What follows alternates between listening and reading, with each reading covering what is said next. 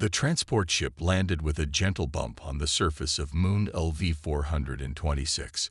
John Carter was the first to step out, his boots touching the rocky ground. He took a deep breath through his thin mask and looked around. The landscape was open and flat, with small hills in the distance. The sky above was dark with stars visible, even though the local sun shone in the distance. "This isn't so bad," John said, turning to help his teammates who were now carefully exiting the ship. Zydlak's body trembled slightly as the fish-like alien stepped onto the surface. "The temperature is already dropping. Do you not feel it?" John checked his wrist device. It showed 75 degrees Fahrenheit. He held back a smile. "It's actually quite warm right now." Numi floated down the ramp, wearing what looked like 3 separate environmental suits layered on top of each other. "I can feel the gravity pulling on my organs," the delicate alien whispered. "So heavy." Krell, who seemed the most physically capable of his alien teammates, stepped carefully onto the ground. "The radiation levels are concerning," the jungle dweller said, looking at a small device. "We should minimize our exposure." John checked his own readings. The radiation was barely above what he might experience on a sunny day back in Arizona. But he nodded respectfully. "We'll be careful." A Galactic Council instructor named Plex, a 4-armed being with purple skin, gathered the 4 team members together. "Your first task is to assess the environment and create suitable shelter before nightfall. Remember, temperatures will drop to approximately 50 of your Earth degrees." The 3 aliens gasped. John bit his lip to stop himself from laughing. "That's barely jacket weather," he murmured, but only to himself. The team was given basic equipment, sensors, tools, and some materials for creating shelter. As they explored the area, John was amazed at how his teammates reacted to the environment. Zylak refused to touch anything without first scanning it 3 times. "On my world, the smallest creatures can deliver deadly toxins," the aquatic alien explained. "One must never be too careful." Numi floated a few inches above the ground at all times. The dust could contain unknown elements, the low gravity being said, and the impact force of walking is quite jarring. Krell kept looking up at the sky. On Draconis, predators often attack from above. This open terrain offers no canopy protection. John listened to their concerns and tried to understand. For them, this really was challenging. Their homeworlds had very different conditions. What seemed easy to him was genuinely difficult for them. After a few hours of exploring, they found a small depression in the ground near a rock formation. John suggested they build their shelter there. "The rocks will block the wind," he explained, "and the depression gives us a natural foundation." His teammates looked impressed with his reasoning. They began to construct an elaborate shelter using the provided materials and some rocks. John was surprised by how complex they were making it. "We don't need such a sturdy roof," he suggested. "There's no rain in the forecast." As if on cue, a small device on Plex's belt made a sound. The instructor approached them with what seemed like excitement. "Perfect timing. We will now activate the extreme weather simulator to test your shelter." A small drone rose into the air above them. Suddenly, a light sprinkle of water began to fall. A gentle breeze started to blow. John looked up in confusion. This was the extreme weather. It was barely a drizzle. Zylak made a high-pitched sound of alarm. Water falling from the sky, just like in the briefing about Earth's deadly rain. Numi quickly retreated inside the shelter. "The droplets. They could crush someone of my density." Even Krell looked concerned. "On my world, liquid from the sky often contains acids and parasites." John stood in the light drizzle, feeling the small drops on his face. It was actually pleasant after the dry air earlier. He turned to see his teammates staring at him in horror from inside the shelter. "Carter, take cover immediately," Krell called out. John slowly walked to the shelter, trying to hide his smile. As he ducked inside, Zylak grabbed him with webbed hands. "Are all humans this brave in the face of aerial liquid bombardment?" the aquatic alien asked with what sounded like awe. "We call it rain," John said gently. "And where I'm from, children play in it for fun." His three teammates stared at him in stunned silence. John realized then that their ideas of danger were very different from his. What he saw as normal, they saw as extreme. This survival drill was going to be interesting indeed. 3 days into the survival drill, John and his alien teammates had settled into a routine. Each morning, they would check their equipment, gather resources, and complete the tasks assigned by the council instructors. Zylak, Numi, and Krell had slowly started to relax a little, though they still reacted with shock whenever John did something they considered risky, like picking up rocks without scanning them first, or walking during the brief light rain showers. The sun was setting on the third day when all their communication devices beeped at once. Coordinator Elzen's face appeared on the small screens. "Attention all participants," the silver-skinned alien said, voice more serious than usual. "Our monitoring station has detected an unplanned event. A meteor shower is approaching your location. This is not part of the exercise. Repeat, this is not part of the exercise." John's teammates looked at each other with wide eyes. "All teams must report to their transport ships immediately for evacuation," Elzen continued. "Follow emergency protocol Alpha 7. Your instructors will guide you." The message ended. John looked for their instructor, Plex, but the purple alien was nowhere to be seen. John tried to use his communication device to call for help, but it only made static noises.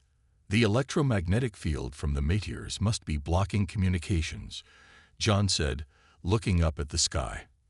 In the distance, he could see small streaks of light, the first meteors entering the moon's thin atmosphere. Zagilek's scales had turned almost white with fear. "We are going to die here," the aquatic alien bubbled, voice shaking.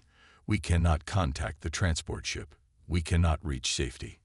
Numi had sunk to the ground, the alien's glow dimming significantly. "My people are not built for crisis.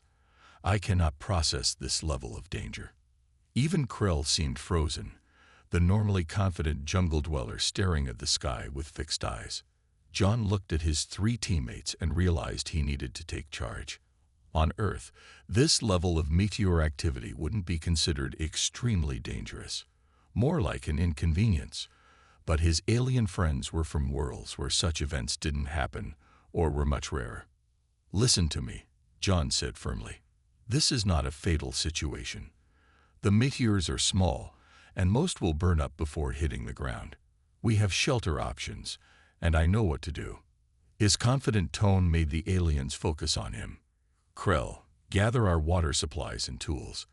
Zylak, pack the medical equipment. Numi, fold the sensor arrays and communication backup. We're moving to a safer location." To his relief, giving them specific tasks helped snap them out of their panic. As they gathered their equipment, John studied the landscape. He had noticed a series of small caves in the rock formation about half a mile away. They would provide better protection than their current shelter. "Follow me," John said, pointing to the rocks. "Those caves will shield us from any debris." Zylak hesitated. "How do you know it's safe? There could be unknown dangers inside." John shook his head. "Our sensors would have detected any life forms. The danger now is staying in the open." They moved quickly across the rocky terrain. Above them, more streaks of light appeared in the sky. A small meteor hit the ground about 100 yards away, creating a puff of dust and a small crater. Numi made a high-pitched sound of fear. "Keep moving," John encouraged. "We're almost there." They reached the rock formation just as the meteor shower intensified. John quickly examined the caves and found one that was deep enough to provide good shelter, but not so deep that it might collapse. "In here," he said, guiding his teammates inside. Once they were all safely in the cave, John set up their light sources. The soft glow illuminated the worried faces of his alien companions. "On my world," Zylak said quietly, "we would never leave the safety of our underwater cities during such an event.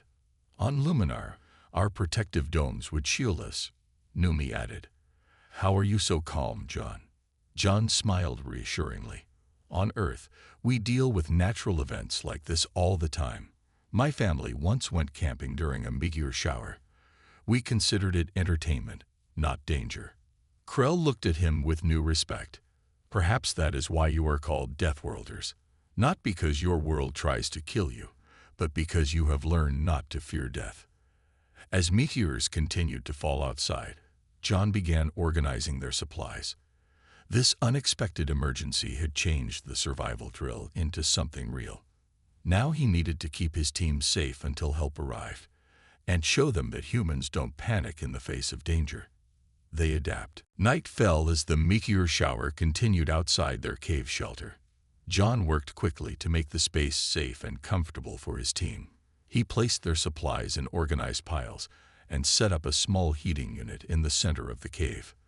This will keep the temperature from dropping too low, he explained as he activated the unit. A gentle warmth began to spread through the cave. Zegilek's scales had returned to their normal blue-green color as the alien calmed down. You seem to know exactly what to do in this situation. Is this common training for humans? John shrugged. Some of it is military training, but honestly, a lot of it is just basic survival skills. Most humans learn this kind of stuff as kids.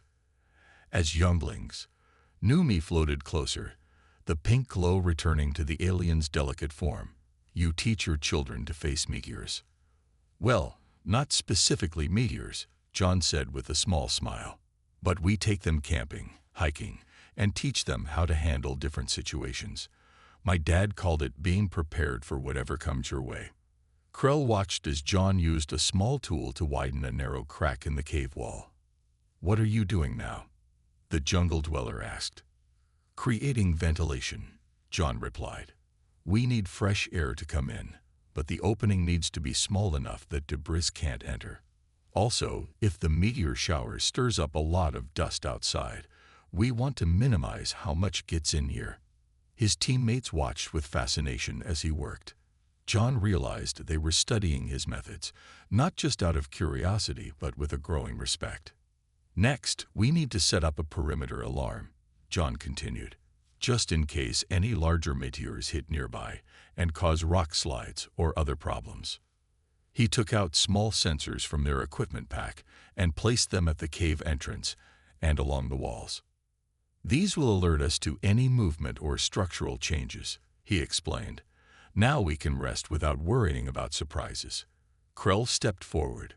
I will help. On Draconis, we also set perimeters, though it is to detect approaching predators. Together, they finished setting up the alarm system. John nodded approvingly at Krell's work. You're good at this, he said. My species evolved to be aware of our surroundings, Krell replied, though our dangers are living creatures, not falling rocks from space. While they worked, Zegilek and Numi had started examining their food supplies. Should we ration? Zegilek asked. We don't know how long we will be trapped here. John considered this. That's good thinking. But I don't think we'll be here more than a day or two. The meteor shower will pass, and the Council will send help once communications are back online. How can you be so certain? Numi asked. I'm not completely certain, John admitted. But preparing without panicking is key to survival. We plan for the worst while hoping for the best.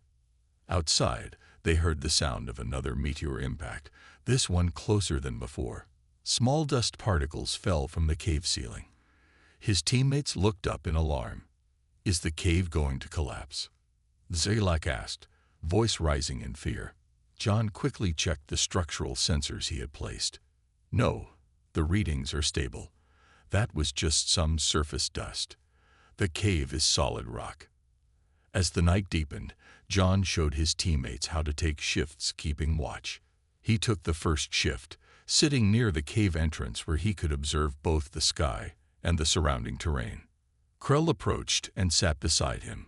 On my world, we have a saying. Knowledge of environment is the difference between life and death. You seem to understand this moon better than we do, despite none of us having been here before. John nodded. Humans are adaptable. We've lived in almost every environment on Earth. Deserts, jungles, mountains, even the Arctic. We learned to read landscapes and predict dangers. Is that why the Council called Earth a death world? Because you had to become so adaptable to survive. Maybe, John said thoughtfully. But I think every species adapts to their home world in different ways. You have skills I don't have. Krell made a clicking sound that John had come to recognize as laughter. Yes, but my skills are not helping us now. Yours are. As meteors continued to streak across the night sky, John realized something important. The survival drill had become real, and in the process, his alien teammates were starting to see humans in a new light. Not as scary Deathworlders, but as allies with valuable skills.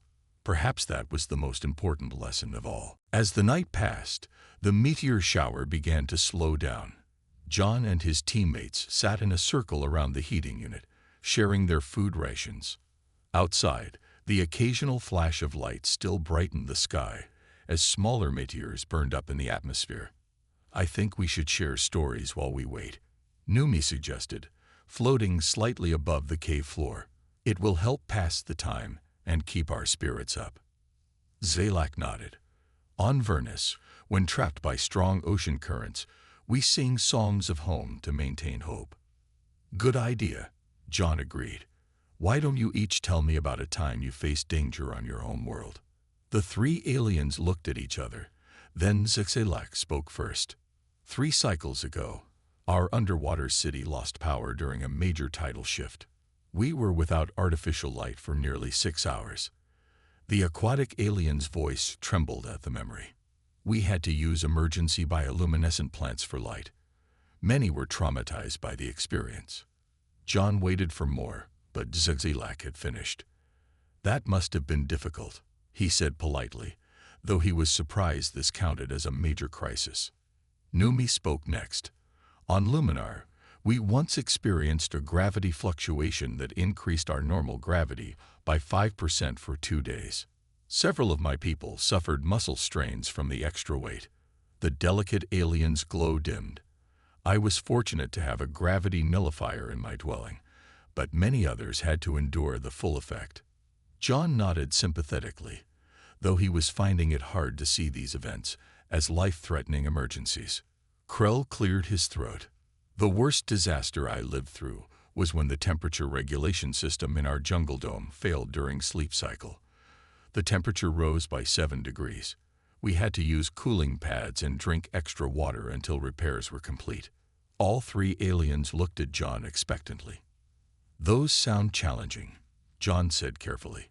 Would you like to hear about one of my experiences? They nodded eagerly. When I was 12 years old, my family went hiking in the mountains. We were supposed to be gone for just 1 day, but a sudden snowstorm trapped us. We had to build a snow shelter and survive for 3 days until the storm passed. His teammates stared at him in shock. You were a youngling, Zalak exclaimed, and your caregivers took you to a mountain with changeable weather, and you built a shelter from frozen water. Numi added, clearly horrified. That's normal on Earth, John explained. Many families take their children camping and hiking. We learn early how to handle different situations. What did you eat during these 3 days? Krell asked. We had some trail mix and jerky in our backpacks. My dad showed me how to melt snow for water. We even caught a fish in a nearby stream that wasn't completely frozen. The aliens exchanged glances that John couldn't quite interpret. Let me understand, Zalak said slowly. Your family voluntarily went to a dangerous location, were trapped by weather, built an emergency shelter from materials found in nature, gathered water by changing its state from solid to liquid, and caught wild animals for food. Yes, John said. It wasn't ideal, but we made it an adventure. My sister and I still talk about it as one of our favorite childhood memories. There was a long silence. Then Numi's glow brightened considerably. I think I understand now why humans are classified differently from us. What we see as major emergencies, you see as learning experiences. Krell nodded. On Draconis, we would never expose our young to such conditions. We protect them from all potential harm. But then how do they learn to protect themselves? John asked. They don't need to, Zexilak said. Our environments are controlled, safe, predictable. John thought about this. Earth isn't like that. It's beautiful, but can be harsh. Humans had to learn to adapt, to face challenges and overcome them. Maybe that's why we don't see danger the same way you do. A beeping sound from one of their devices interrupted the conversation. John checked the readings. The meteor shower is ending, he announced. And look, the communication signal is getting stronger. His teammates visibly relaxed at this news. Soon we will be rescued, Numi said happily. John smiled but felt a strange twinge of disappointment.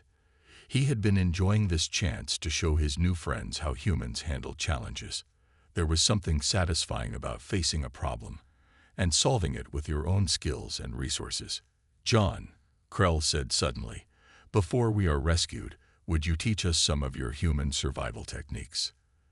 They seem useful. The other two aliens nodded in agreement. I'd be happy to, John replied, surprised and pleased by their request. For the first time since arriving at the Galactic Council station, he felt truly valued for his Deathworlder skills, rather than feared because of them. As morning came, their communication devices finally connected with the Galactic Council network. Coordinator Elzin's worried face appeared on the small screen. Team 4, we have been trying to reach you. Are you all safe? The silver-skinned alien asked.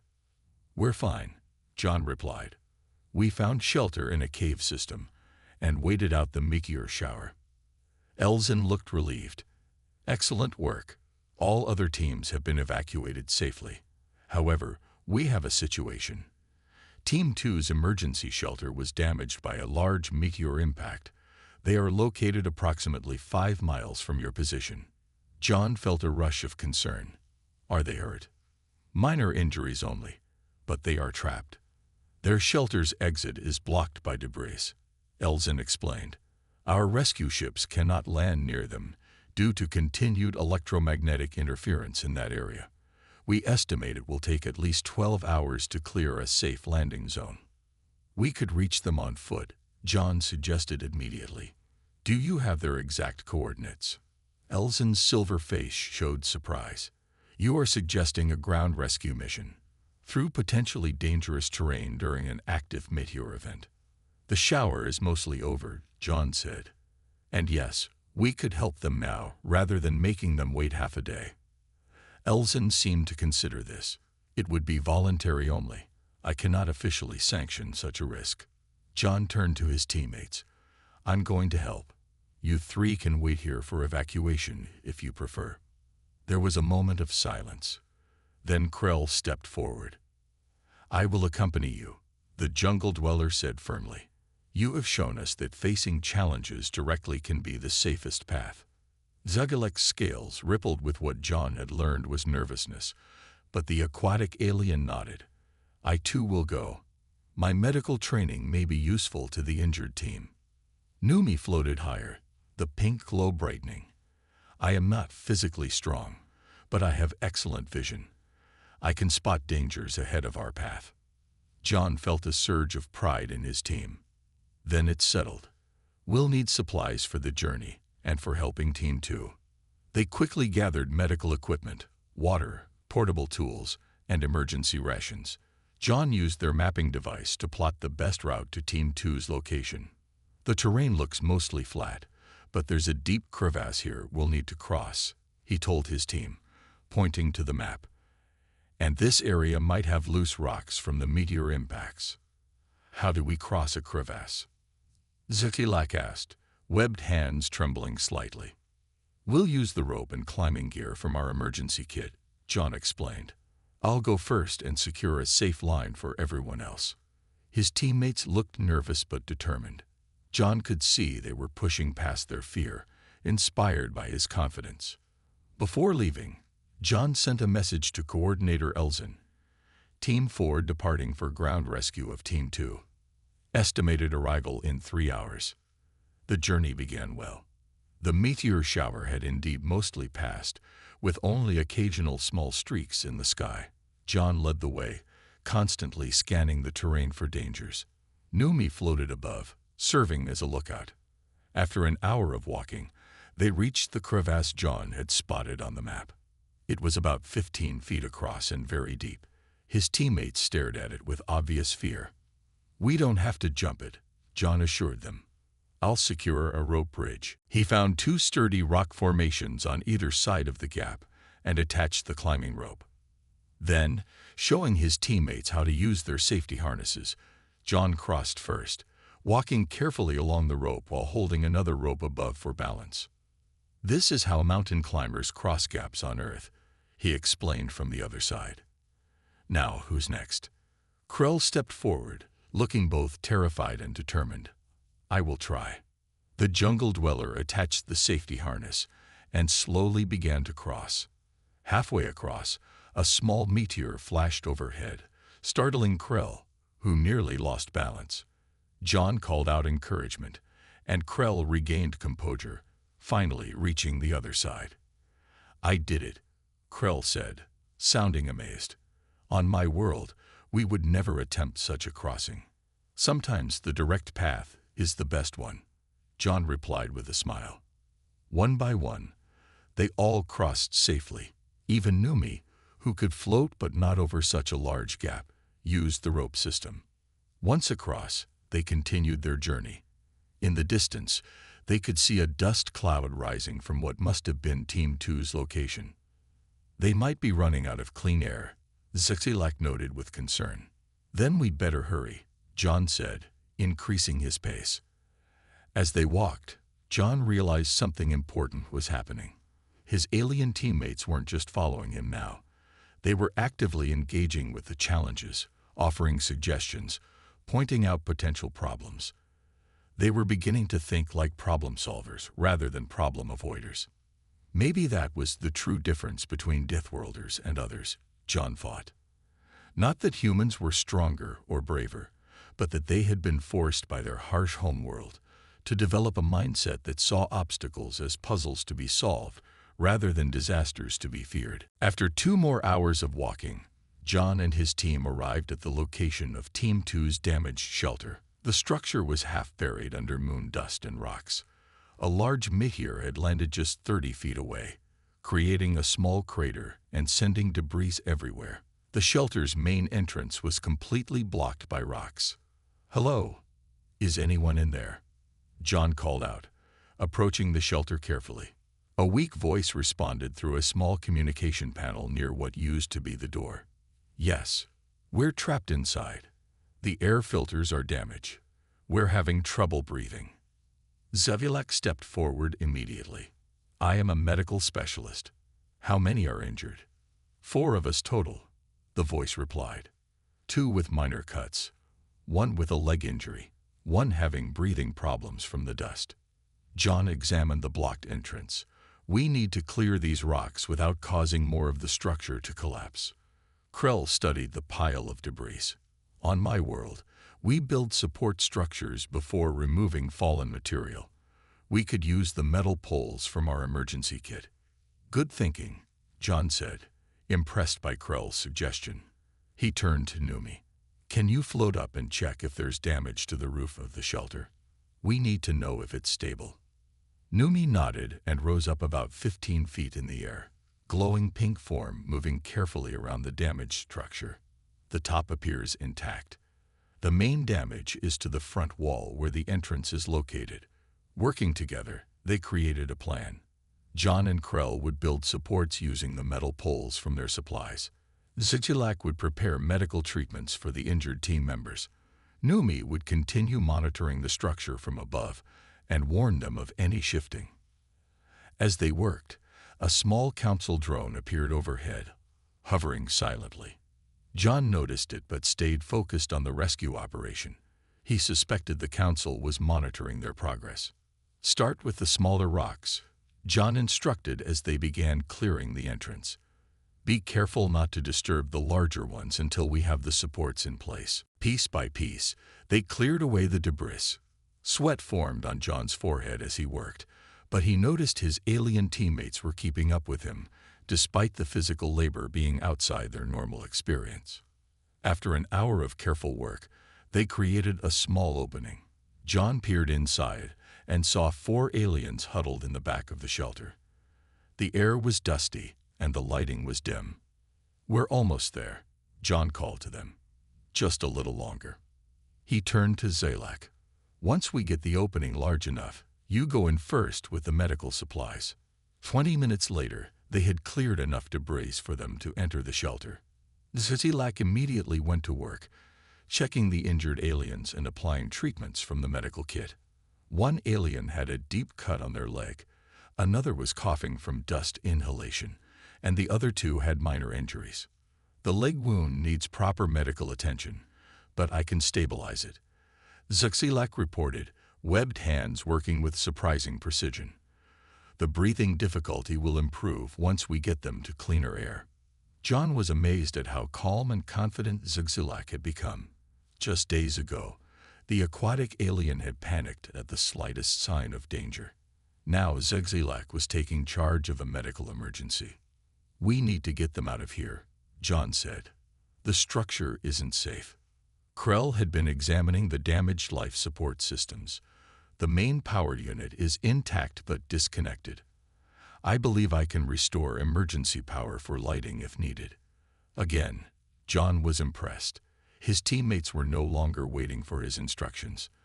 They were assessing problems and finding solutions on their own. With gentle care, they helped the injured aliens out of the damaged shelter. The one with the leg injury needed to be carried. John and Krell made a stretcher using equipment from their supplies. As they prepared to begin the journey back, John received a communication from Coordinator Elzin. "Team 4, our sensors show you have successfully reached Team 2. The electromagnetic interference is clearing. A rescue ship can reach your location in approximately 1 hour." "That's good news," John replied. "We have 4 injured team members who need medical attention. We'll prepare a landing area for the ship." He looked at his teammates, who were already organizing the rescued aliens and setting up a clear space for the ship to land. They caught his eye and nodded confidently. The small council drone continued to hover nearby, its camera focused on the rescue operation.